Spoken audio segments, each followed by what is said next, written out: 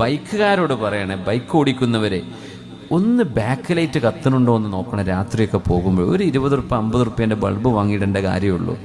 നമ്മൾ ഈ ബൈക്കിൽ പോകുമ്പോൾ മുമ്പിലെ ലൈറ്റ് കത്തുന്നുണ്ടാവും, ബാക്കിൽ പ്രത്യേകിച്ച് പഴയ വണ്ടികളൊക്കെ ആണെങ്കിൽ ആ ബാക്കിലെ ലൈറ്റ് കത്താതിരുന്ന പ്രശ്നം എന്താ? ഓപ്പോസിറ്റിൽ നിന്ന് വണ്ടി വരുമ്പോൾ ബാക്കിൽ നിന്ന് വരുന്ന വണ്ടികൾക്ക് ഈ ബൈക്കിനെ കാണൂല. വീതിയില്ലാത്ത റോഡല്ലേ, ആക്സിഡന്റ് ആയി പോവില്ലേ? ആകെ ഒരു 50 റുപ്യേൻ്റെ കേസുള്ളൂ. അത് പിശുക്കരുത് ദയവ് ചെയ്ത്. നിങ്ങളെ ഫ്രണ്ട് ലൈറ്റ് കുറവാണെങ്കിലും കുഴപ്പമില്ല, ബാക്കിലെ ലൈറ്റ് കത്തണം.